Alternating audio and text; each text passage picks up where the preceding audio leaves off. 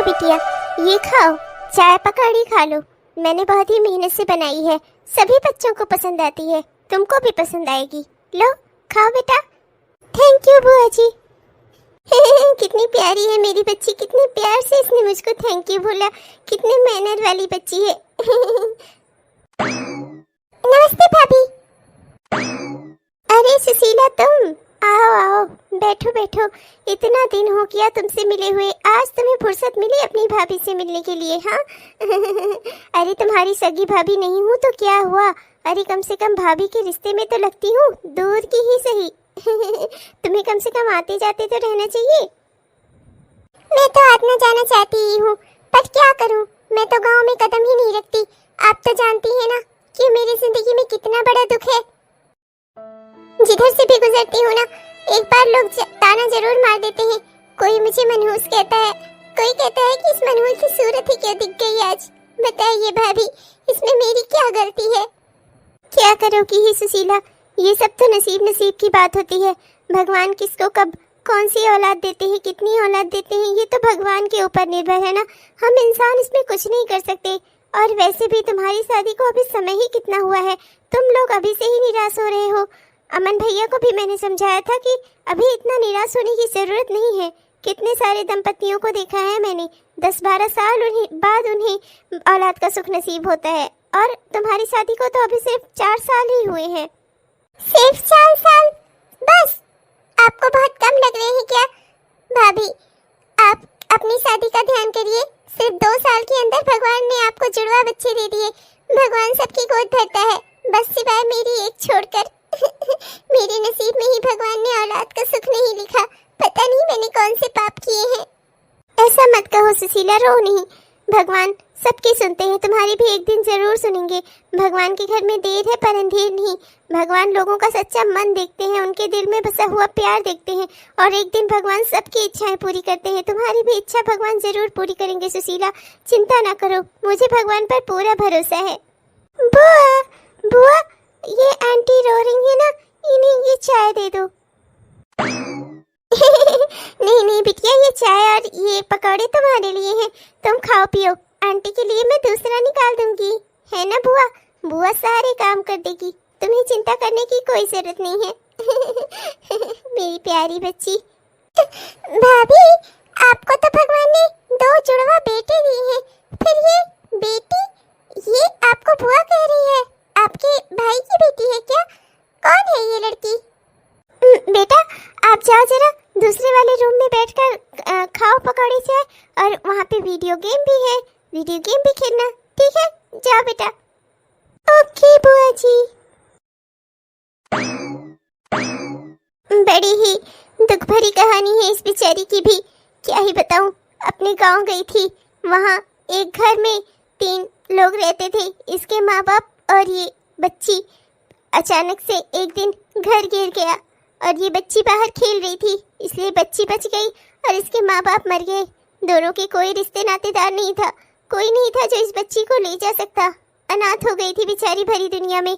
तो मुझे लगा कि इस बच्ची को सहारा मिलना चाहिए, इसीलिए मैं इसे अपने घर ले आई। यहाँ रहेगी, ठीक ठाक खाए पिएगी, आराम से रहेगी, कम से कम मेरी नज़रों के सामने रहेगी। मैं नहीं चाहती थी कि बच्ची कहीं इधर उधर अनाथ आश्रम और यहाँ वहाँ भटके, और इसके माँ बाप तो रहे नहीं, तो अब इसकी देखभाल करने वाला भी कोई नहीं है, अनाथ है बेचारी, इसलिए अब मैं ही इसकी देख रेख कर रही हूँ। भगवान भी ना कैसे कैसे दिन दिखाता है लोगों को, क्या ही कहा जाए। क्या ये तो बड़ा बुरा हुआ इस बच्ची के साथ। हे भगवान, इतनी इस कम उम्र में इसके माँ बाप भी नहीं रहे और कोई नाते रिश्तेदार भी नहीं है जो बच्ची की देखभाल कर सकता। भगवान को भी क्या कहूँ, कैसे कैसे करामात दिखाते हैं। एक और यहाँ मैं औलाद के लिए तरस रही हूँ, दूसरी ओर ये बच्ची है जो माँ बाप के लिए तरस रही है। हाँ सुशीला, क्या ही कहा जाए, भगवान की भी लीला अजीब है, उनके खेल भी निराले हैं। बेचारी बच्ची को अनाथ कर दिया भगवान ने। भाभी, मुझे आपसे एक बात करनी थी, अगर आप बुरा न माने तो। भाभी, भगवान ने इस बच्ची को सर पर माँ बाप का साया नहीं दिया और मुझे औलाद नहीं दी। भाभी, आप ये बच्ची मुझे दे दीजिए, इससे हम दोनों का दुख दूर हो जाएगा। मैं इस बच्ची को अपनी बेटी की तरह पालूंगी, बहुत खुश रखूंगी इसे। मुझे भी औलाद मिल जाएगी और इस बच्ची के सर पर भी छत हो जाएगी और इसे माँ बाप का नाम मिल जाएगा, उनका सहारा मिल जाएगा। भाभी प्लीज आप ये बच्ची मुझे दे दीजिए, मैं इसकी लालन पालन अच्छे से कर लूंगी। भगवान ने आपको तो 2 बेटे दिए ही हैं, आप तो औलाद वाली हैं, पर मुझे सोचिए, मुझे भगवान ने औलाद नहीं दी है, बे औलाद हूँ मैं, तो मुझे भी संतान का सुख मिल जाएगा और इस बच्ची को भी माँ बाप का प्यार मिल जाएगा। सुशीला, मैं इस बच्ची को अपनी बेटी की तरह मानती हूँ। भतीजी लगती थी मेरी गांव में ये, इसके पापा मेरे दूर के भाई लगते थे, तो ये भी मेरी भतीजी लगती थी। मैं इसे ऐसे ही कैसे तुम्हें दे सकती हूँ? भाभी आप तो मुझे जानती हैं ना, मैं क्या कोई खराब किस्म की औरत हूँ? अरे इस बच्ची को पूरा माँ का प्यार दूंगी। मैं तो कब से तरसी हूँ कि मेरी भी कोई संतान हो जिसके ऊपर मैं माँ का प्यार लुटाऊं। भगवान की कृपा से भगवान ने मुझे रास्ता सुझाया है। भाभी अगर आपको ठीक लगे तो ये बच्ची आप मुझे दे दीजिए, मैं वादा करती हूँ मैं इसका अच्छे से ख्याल रखूंगी। अच्छा ठीक है, ये बच्ची मैं तुम्हें दे दूंगी, पर एक बार अच्छे से सोच लो फिर से। बच्चों को पालना कोई गुड़िया गुड्डा का खेल नहीं है, जिम्मेदारी होती है एक बच्चे की, उसे संभालना पड़ता है। यूं ही तहस में आकर तुमने अगर इसे गोद ले लिया, बाद में इसकी जिम्मेदारी ना उठा सकी तो? ऐसा कुछ नहीं होगा, मैं इसे अपनी बेटी की तरह पालूंगी। ठीक है फिर, तुम्हें जो सही लगे, पर एक बात तुम्हें अच्छे से बता दूं, बेटियां जिम्मेदारी होती हैं। परिवार में जो भी बच्चा होता है वो जिम्मेदारी होता है माँ बाप की। हमेशा इस बच्ची को माँ का प्यार देना, कभी भी उससे मुकरना नहीं। कभी भी मन में ये बात मत आने देना कि ये तुम्हारी पैदा की हुई बेटी नहीं है। हमेशा इसका ख्याल रखना। देखो, भगवान उन्हीं के साथ अच्छा करता है जो दूसरों के साथ अच्छा करते हैं। मैं वादा करती हूँ भाभी, मैं इसके दिल में कभी ये बात नहीं आने दूंगी कि ये मेरी पैदा की हुई बेटी नहीं है। मैं इसे बिल्कुल माँ का प्यार दूंगी, इसे कोई भी तरह की कोई टेंशन नहीं होगी। खुशी से पलेगी ये, जो चाहेगी वो करेगी मेरी बेटी। तब बस फिर ठीक है, मैं इसके गोद के नामे के कागज बनवाती हूँ और पूरा लिखा पढ़ी के साथ मैं तुम्हें ये बेटी गोद दे देती हूँ। थैंक यू सो मच भाभी, आपको नहीं पता आपने मेरा कितना बड़ा दुख दूर किया है। आज से मुझे भी कोई बांझ नहीं कहेगा, मेरी भी एक बेटी रहेगी। ये देखो बेटी, ये है तुम्हारा नया घर, तुम्हारी माँ का घर, तुम्हारे पापा का घर। पसंद आया तुम्हें? हाँ माँ, मुझे घर भी पसंद आया और आप भी। तो फिर ठीक है बेटा, चलो तुम्हें तुम्हारा कमरा दिखा देती हूँ। तुम अपने कमरे में आराम कर लो और तुम्हारे लिए कुछ नई नई ड्रेस खरीद कर लाई हूँ। चलो उनमें से कोई एक ड्रेस पहन लो नहा धोकर, फिर मैं तुम्हारे लिए गरम गरम खाना लगाती हूँ। ठीक है माँ। 2 साल बाद। मेरी प्यारी बेटी। हम सब चलेंगे मेला देखने। अरे भगवान, हमारी बिटिया का प्यार दुलार बाद में कर लेना। चलो अभी मेरा घूमने के लिए देर हो रही है, चलो। हाँ जी, क्यों नहीं, बिल्कुल। मम्मी पापा, मैं भी चलूंगी मेला देखने। मैं भी चलूं क्या साथ में? मम्मी जरा इधर तो आना। मम्मी मत मारिए मम्मी। मम्मी दृष्टि कहेंगी कमीनी, मेला देखने चलेगी। घर का काम कौन करेगा? तेरी वो जो स्वर्ग सिधार गई वो अम्मा, ये जो स्वर्ग सिधार गया तेरा बाप। हाँ? इस घर में मुफ्त की रोटियां तोड़ने के लिए है तो घर का काम कर, समझी? बाहर से हम लोग दरवाजा बंद करके जाएंगे, अंदर चुपचाप से सारे काम हो जाने चाहिए। सारे बर्तन धुल देना और घर की अच्छे से साफ सफाई कर देना। और हाँ महारानी, एक बात अच्छे से सुन ले, अगर एक भी बर्तन टूटा या कोई सामान टूटा फूटा तो आकर उतने ही टुकड़े करूंगी तेरे जितने उस सामान के हुए रहेंगे, समझी?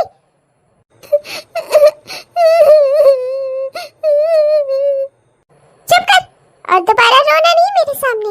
और हाँ, एक बात अच्छे से समझ ले, चुपचाप से घर के काम कर। आइंदा कहीं घूमने फिरने का नाम लिया ना, दोनों टांगे ही तोड़ दूंगी। जिंदगी भर के लिए घूमना भूल जाएगी तू, नालायक कहीं की।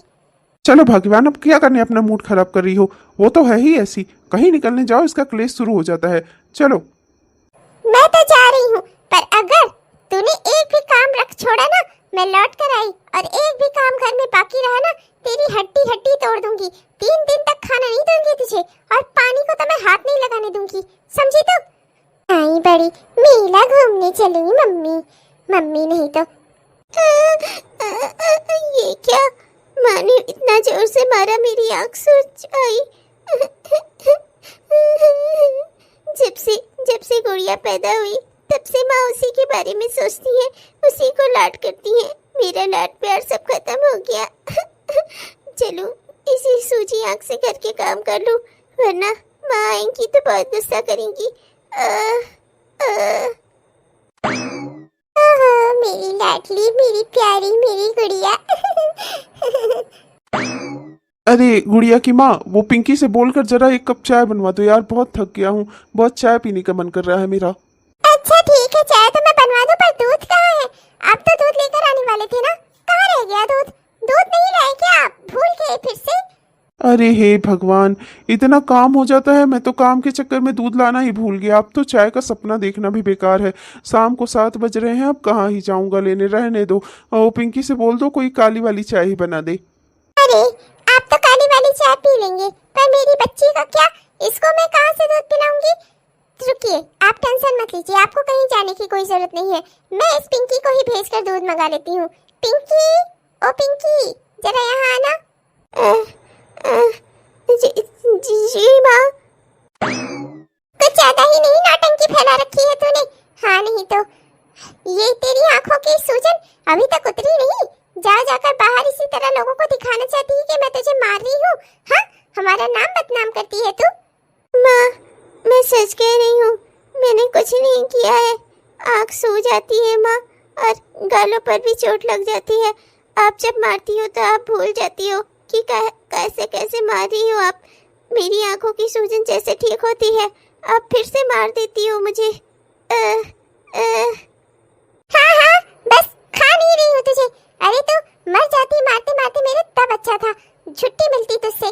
बेकार में ही तुझे मुफ्त की रोटियां तुड़वा रहे हैं हम लोग, पर हमारी ही मती मारी थी, पता नहीं कहाँ से तुझे गोद ले लिया। भगवान ने भी ना हमें हमारी बेटी देने में देर कर दी। अगर जल्दी की होती ना, तब हम तुझे कभी गोद न लेते। पता नहीं किस नाली का गंदा कीड़ा, पता नहीं किसका गंदा खून है तू। चुप कर, अच्छा अपने पापा और मेरे लिए दूध लेकर आ। तेरी बहन को भी दूध की जरूरत है। जा 3 पैकेट दूध लेकर आ। माँ, अभी माँ, कल न्यूज़ में दिखा रहे थे बच्चियों के साथ बहुत गलत कांड हो जाते हैं माँ। रात को बच्चियों को अकेले बाहर नहीं जाना चाहिए, और अभी तो 7:30 बज रहे हैं माँ, बहुत रात हो गई है। माँ, मैं कल सुबह दिन में ले आ दूंगी। हाँ हाँ महारानी, तुम्हें कुछ नहीं होगा। हाँ नहीं तो तुम तो अमृत का घोट पी कर आई हो, पूरा घर गिरा, तुम्हारे अम्मा बाबू चल बसे दुनिया से, पर तुम बची रह गई। तुम्हें नहीं लगता कि तुम्हारे ऊपर कुछ खास आशीर्वाद है भगवान का? तुम्हें कुछ नहीं होगा। तुम्हें मैं मौत के कुएं में भी भेज दूं ना, सही सलामत वापस आ जाओगी तुम जैसी औरतें ना डायन होती हैं, डायन। जहाँ रहती हैं वहाँ के आसपास के लोगों को खा जाती हैं और अपना सही से रहती हैं। जाकर दूध लेकर आ, वरना अभी तुझे इतना मारूंगी ना कि ये जो तेरी बची हुई दूसरी आंख है ना, वो भी सूज जाएगी, समझी? मुझे किसी काम के लिए ना करना तू। जा भाग यहाँ से। पैसे, मैं पैसे उधार पे नहीं ला सकती तू? माँ, वो दुकान वाला कह रहा था उधार नहीं देगा, आपने बहुत उधार ले लिया है इससे। देखा जी, अब सुन लो महारानी के, मैंने बहुत उधार ले रखा है। ये कहो कि उसी बहाने तुमने खुद उधार ले रखा है, खूब खा पी रही होगी, तभी तो मोटा रही है तू। मैं सोचूं जब कुछ मैं देती नहीं इतना अच्छा खाना पीना, तो कैसे इतनी तंदुरुस्त और लंबी होती जा रही है। अब पता चला वही दुकान से चुरा कर खा रही है, तब तो दुकान वाले के ऊपर कर्ज हमारा बढ़ेगा ही। ऐसा कुछ नहीं है माँ। चुप कर, अच्छा दूध लेकर आ, और अगर तू दूध लेकर नहीं आई तो मुझसे बुरा कोई नहीं होगा। चाहे जिस दुकान से, चाहे जितना दूर से, चाहे उधार पर, चाहे खुद को बेचकर, दूध लेकर आ, समझी? निकल भाग यहाँ से। अरे यार, तुम गुस्सा मत करो। तुम गुस्सा करती हो तो मुझे बहुत दुख होता है। ऐसा लगता है कि मेरी पूरी दुनिया रूठ गई हो। वो तो है ही बेकार, जाने दो। गई ना दूध लाने, भगवान करे कि लौट कर ही ना आए। अरे ये तो पिंकी जैसी मालूम होती है। पिंकी, अरे बेटा पिंकी। अरे पिंकी, ये तुम्हें इतनी छोटी कैसे आई? और तुम इतनी रात गए बाहर क्या कर रही हो घर से? हाँ पिंकी, तुम रोड पर क्या कर रही हो? तुम्हारी मम्मी पापा को पता है कि तुम बाहर निकली हुई हो? बुआ, मत रो बेटा, बताओ मुझे कि आखिर बात क्या है? माँ, मुझे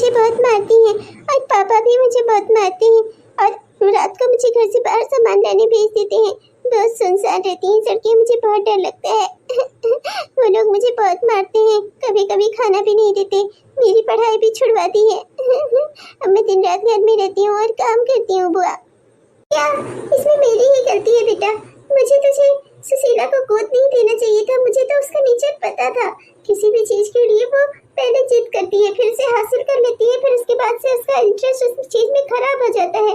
मुझे समझना चाहिए था, बेचारी बच्ची, इससे अच्छा तो मेरे घर पर ही थी। अब मैं क्या करूं भगवान, चीजों को कैसे सही करूं? अब तो मैंने उसके नाम गोदनामा भी करा दिया है बच्ची का, अब क्या होगा? पर अब मैं क्या करूं? अब अगर मैं कुछ करूंगी भी तो सुशीला का पति बहुत बड़ा वकील है, वो सब मामलों से छूट जाएगी और फिर तुझे और परेशान करेगी। मैं क्या करूं? मुझसे बहुत बड़ी गलती हो गई, अब मैं क्या करूं? मुझे कुछ तो समझ में नहीं आ रहा है, मैं क्या करूं? अगले हफ्ते तो मैं अमेरिका जाने वाली हूँ, फिर मैं तेरी मदद कैसे करूं? मुझे कुछ समझ में नहीं आ रहा है बच्ची। बुआ, मैं बस पढ़ना चाहती हूँ बुआ। मैं जानती हूँ कि पढ़ लिख कर इंसान अपने हालात सुधार सकता है। बुआ, आप मेरी मदद कर दो, किसी भी तरह से मुझे पढ़ा लिखा दो बुआ, बस मुझे और कुछ नहीं चाहिए बुआ। ठीक है बेटी, तेरी पढ़ाई अब मेरी जिम्मेदारी है। मैं कुछ भी हो जाए मैं तुझे पढ़ा कर रहूंगी। मैं अपना अमेरिका जाना सब कुछ कैंसिल कर दूंगी, पर मैं तेरी पढ़ाई पूरी करवा कर रहूंगी। मुझे नहीं जाना अपने पति के पास। मैं अपनी बच्ची को यहाँ दुश्वारियों में छोड़कर अपना अच्छी जिंदगी के मजे नहीं ले सकती। अगर तुम्हारा पासपोर्ट बना होता ना, मैं कुछ भी करके उसके पास से तुम्हें निकाल कर अमेरिका लेकर चलती, पर अब गलती मेरी ही है। मैंने तुम्हें उसे गोद दिया, वो तुम्हारे लायक नहीं थी तुम्हारी माँ बनने के। पर बेटा तुम चिंता मत करो, तुम्हारी बुआ तुम्हारे साथ है, अब से तुम पर कोई हाथ नहीं उठा पाएगा, इसकी गारंटी भी मैं लेती हूँ। थैंक यू सो मच बुआ। 15 साल बाद। माँ, आज मेरा दोस्त लक्ष्य घर आ रहा है, आप उससे मिल लेना, वो मेरा बहुत अच्छा दोस्त है माँ। सिर्फ दोस्त या और कुछ? मैं आजकल की लड़कियों के सब जोर से समझती हूँ। बॉयफ्रेंड? हाँ, बुला देना बेटा, मैं मिल लूंगी उससे, मुझे अच्छा लगेगा अपनी बेटी के बॉयफ्रेंड से मिलकर। और अगर मुझे पसंद आया, सब कुछ ठीक रहा, तो जल्दी ही तुम दोनों की शादी भी करवा दूंगी। वो तुम तो जानती ही हो, तुम्हारे पापा और मैं तुमसे कितना प्यार करते हैं। हम चाहते हैं कि हमारी बेटी को दुनिया की सारी खुशियाँ मिले। ओह माँ, थैंक यू सो मच माँ, आप कितनी अच्छी हो, आप मुझे कितना अच्छे से समझती हो। हाँ माँ, मैं लक्ष्य को बहुत पसंद करती हूँ, बहुत अच्छा लड़का है, कॉलेज में भी वो सबसे तेज है पढ़ाई में, वो ना बहुत अच्छा लड़का है, मैंने उससे बहुत मुश्किल से दोस्ती की है माँ। अगर ऐसा हो जाएगा ना माँ, तो मेरा बहुत बड़ा सपना पूरा हो जाएगा आपकी बेटी का। नमस्ते आंटी जी। खुश रहो बेटा, बहुत खुश रहो। तुम्हारे बारे में अभी बात कर रही थी मेरी बेटी, मेरी गुड़िया। ओह अच्छा, थैंक यू सो मच। गुड़िया, तुम मेरे बारे में बात कर रही थी अपनी माँ से? बताइए आंटी जी, क्या बता रही थी आपको मेरे बारे में? अरे बेटा, सब बातें वहीं दरवाजे पर ही कर लोगे क्या? आओ जरा बैठो यहाँ, हम बैठा कर अपने मेहमानों की मेहमान नवाजी करते हैं, आओ बैठो। हाँ तो आंटी जी लीजिए, मैं बैठ गया, आइए आप भी बैठ जाइए और बात करिए मुझसे। मुझे ना बुजुर्गों से बात करने में बहुत अच्छा लगता है, कितनी नॉलेज होती है बुजुर्ग लोगों से बात करके। बुजुर्गों से बात करने की क्या जरूरत है, उनके पास कोई नॉलेज नहीं होती। हटो माँ, मुझे बैठने दो यहाँ। बात ना हमेशा अपने हम उम्र वाले लोगों से करना चाहिए, जिससे मन को शांति मिले। बुजुर्गों के पास बैठकर तुम्हें सिवा आत्मा परमात्मा के ज्ञान के ना कुछ नहीं मिलने वाला। ठीक है बेटा, तुम दोनों बैठो, मैं अभी जो है मैं चाय मंगवा देती हूँ, चाय नाश्ता मंगवा देती हूँ पिंकी से। पिंकी, ओ पिंकी, घर में मेहमान आए हैं, ये लड़की कहीं ना कहीं घुसकर बैठी होगी। पिंकी। जी माँ, आई। ये क्या तरीका है पिंकी? देख रही हो इतनी देर से मेहमान आए हुए हैं और तुम घर में घुसी हुई हो। घर में घुसकर करती क्या रहती हो तुम? कोई काम तो तुम्हें रहता नहीं, कहीं बैठकर आराम फरमा रही होगी। जाओ, जाकर 2 कप चाय बना कर लाओ। जी माँ, मैं बना कर लाती हूँ। अरे गुड़िया, तुमने मुझे बताया नहीं, तुम्हारी कोई छोटी बहन भी है? कितनी अच्छी लग रही थी वो, कितनी सीधी सादी भोली भाली है। कहाँ पढ़ती है वो? वो मेरी बहन नहीं है, छोटी बड़ी किसी भी तरह की नहीं, वो मेरी कोई नहीं लगती। मैं अपने मम्मी पापा की अकेली बेटी हूँ। माँ, आपकी दवाइयाँ भी निकाल कर रख दी है, आकर अपनी दवाइयाँ खा लीजिए। हाँ माँ, जाओ, आप यहाँ से जाओ, चाय नाश्ता आ जाएगा, हम लोग बैठकर आपस में बात कर लें। जरा सा भी आपको समझ में नहीं आता है कि बच्चों को थोड़ी सी प्राइवेसी भी देनी चाहिए। जाओ माँ। ये तुम अपने घर वालों से किस तरह से बातें करती हो? वो तुम्हारी माँ है, थोड़ा तो सम्मान देना चाहिए तुम्हें उनको। ओह जस्ट कूल यार, आजकल के जमाने में इतना बुजुर्गों के बारे में कौन सोचता है। तुम तो एकदम मेरी माँ को सर का ताज बनाने पर जुटे हो। मैं तो उन्हें सिर्फ माँ ही समझती हूँ। जल्दी जल्दी से चलकर चीनी ले आती हूँ, वरना माँ बेकार में गुस्सा करेंगी। चीनी ही खत्म हो गई। 2 दिन से तो मैंने अपनी पढ़ाई के चक्कर में चीनी का डिब्बा ही नहीं देखा। हे भगवान। ओहो, आपके घर में सोडियम क्लोराइड खत्म हो गया है। पागल हो गए हो क्या? मैंने कब कहा कि मेरे घर में नमक खत्म है? मेरे घर में तो शुगर खत्म है, शुगर। ओह, तो मतलब तुम्हें पता है कि नमक को सोडियम क्लोराइड कहते हैं और शुगर शुगर है, सोडियम क्लोराइड नहीं, है ना? मतलब कि तुम पढ़ी लिखी हो, तो तुम्हारे घर वालों की नज़र में तुम अनपढ़ क्यों हो? तुम्हारी बहन और तुम्हारी माँ मुझसे ये क्यों कह रही थी कि 5वीं कक्षा के आगे तुमने पढ़ाई ही नहीं की है, पर तुम तो। मैंने छिप छिप कर पढ़ाई की है, किसी की मदद से। पर प्लीज आप ये बात घर पर मत बताइएगा। वो तो मैं पहले ही जान किया था। आईएएस की मुख्य परीक्षा में तुम्हें बैठते हुए जो देखा था मैंने, मुझे पता है तुम आईएएस की प्री परीक्षा भी पास कर चुकी हो, मेंस का एग्जाम देकर आई हो। अब मतलब कि तुम्हारा सिलेक्शन भी हो सकता है। मैंने तुम्हें देखा था क्योंकि मैं भी गया था वो एग्जाम देने, पर मुझे ये पता है कि मेरा एग्जाम ज़्यादा अच्छा नहीं हुआ था, तो जाहिर सी बात है कि रिजल्ट बहुत अच्छा नहीं आएगा। पर तुम्हें देखकर लगता है कि तुमने काफ़ी मेहनत की है। मैंने अपने घर वालों से चोरी छिप कर वो एग्जाम दिया है। आप प्लीज घर पर किसी को मत बताइएगा, ना ही माँ को और ना ही गुड़िया को। ठीक है, नहीं बताऊंगा, पर एक शर्त पर। क्या तुम मुझसे दोस्ती करोगी? दोस्ती आपसे? पर आप तो गुड़िया के दोस्त हैं ना? हाँ, और मैं तुम्हारा भी दोस्त बनना चाहता हूँ। क्या तुम मुझसे दोस्ती करोगी? आप ये बात घर पर तो किसी को नहीं बताएंगी ना? तब भी ठीक है, हो गए हम दोस्त। मान लिया मैंने आपको दोस्त अपना। पर अब खुश मैं जा रही हूँ घर।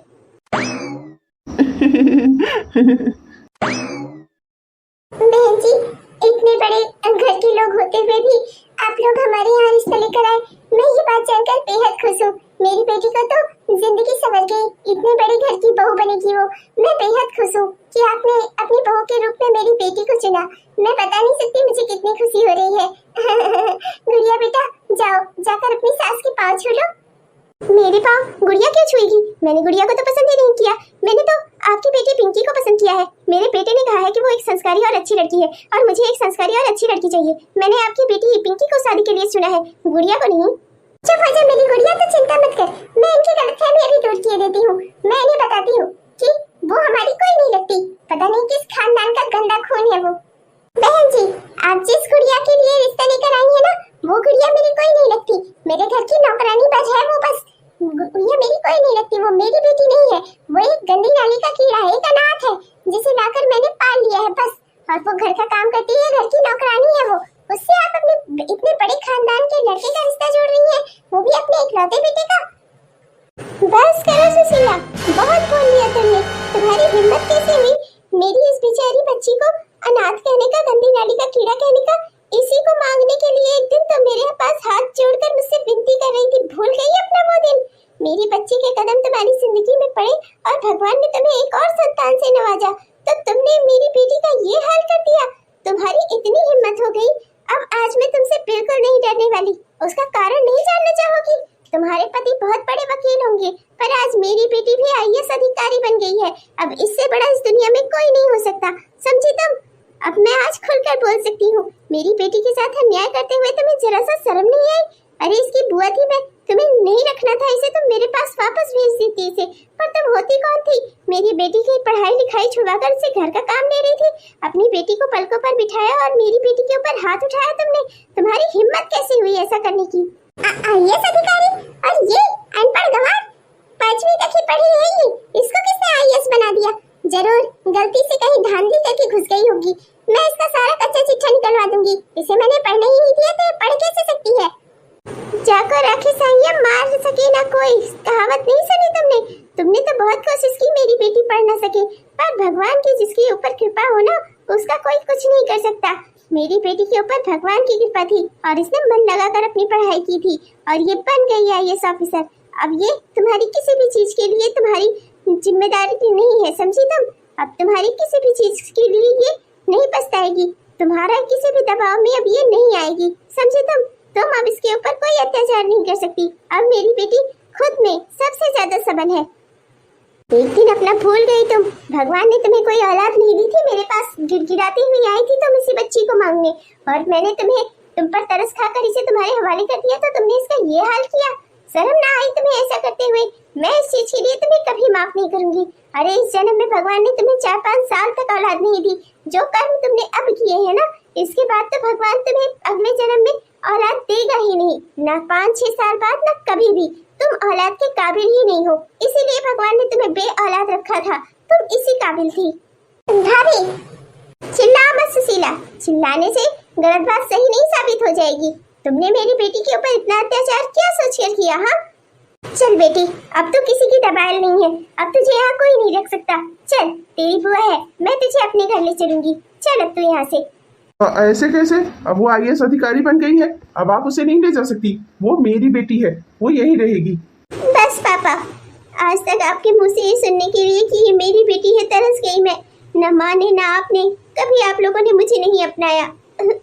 अब मुझे आप लोगों से कोई हमदर्दी नहीं है, आप लोग मेरे कोई नहीं लगते। बुआ के कारण मैं पढ़ लिख पाई, बुआ के कारण मुझे ये जॉब मिली। अब मैं इस घर से जा रही हूँ, यहाँ मेरा कुछ नहीं है, और ना ही मैं यहाँ कभी कुछ लौट कर देखने आऊंगी। चलो बुआ। बहन जी मेरी बात सुनिए। बहन जी, मैं जानती हूँ अपनी बेटियाँ सबको बहुत प्यारी होती हैं। मैं आपकी बेटी को अपने पलकों पर बिठा कर रखूंगी। मैं इसे अपनी बहू बनाना चाहती हूँ। मेरा बेटा इसे बहुत पसंद करता है। अगर बहन जी आपकी इजाजत हो तो इस रिश्ते को मैं अपनी मंजूरी देना चाहती हूँ। अगर मेरी बेटी को ये रिश्ता मंजूर है तो मुझे भी मंजूर है। जो आपको ठीक लगे बुआ, मेरे लिए तो वही अच्छा है। आप ही मेरी सब कुछ हो बुआ। अरे समधन जी, फिर खड़ी क्या है भाई, मिठाई बांटिए, बेटी ने हाँ कर दी है। हाँ जी जरूर। बुआ आप मेरी कोई नहीं थी, फिर भी आपने मेरा इतना ख्याल रखा। सगी बुआ से बढ़कर हो आप मेरे लिए। बुआ आपने दिखा दिया कि अगर लोग पराए हो और अगर तब पर भी किसी को अपना मान लेना, तो वो किसी भी मुश्किल घड़ी में उसका साथ नहीं छोड़ते। और मुश्किल से मुश्किल घड़ी में इंसान अपनों का साथ पाकर मुश्किल घड़ी से भी बाहर निकल ही जाता है। बुआ आपका बहुत बहुत शुक्रिया बुआ, मेरी जिंदगी में होने के लिए। पगली, अब तू IAS अधिकारी बन गई है तो अपनी बुआ से ही बड़ी बड़ी बातें करेगी। मैं तेरी कोई नहीं हूँ, ऐसा कहा तूने? मैं तो तेरी बुआ हूँ, हमेशा से हूँ। और हमेशा रहूंगी। हेलो दोस्तों, आप सबको दिल से हमारा प्यार भरा नमस्कार। कैसे हैं आप सब? उम्मीद करती हूँ कि बहुत ही बढ़िया होंगे। आपने हमारा यह वीडियो पूरा देखा, इसके लिए आपका दिल से बहुत बहुत धन्यवाद। दोस्तों कैसा लगा आपको? उम्मीद करती हूँ कि पसंद आया होगा, और अगर पसंद आया दोस्तों तो कृपया वीडियो को लाइक जरूर करिएगा, और अपने दोस्तों को, रिश्तेदारों को वीडियो को शेयर भी जरूर करिएगा दोस्तों। और हाँ दोस्तों, अपने प्यारे प्यारे कमेंट्स भी हमें जरूर लिखिएगा। आपके प्यारे प्यारे कमेंट्स का ना हम दिल से इंतजार करते हैं दोस्तों। और हमारे जिन भी दोस्तों ने अभी तक हमारे चैनल को सब्सक्राइब नहीं किया है, कृपया सब्सक्राइब कर लीजिए, जिससे हमारे इस तरह की वीडियोस आप तक हर दिन पहुंचते रहें। तब तक के लिए चलती हूँ दोस्तों, मिलूंगी आपसे कल की वीडियो में। तब तक के लिए बाय बाय।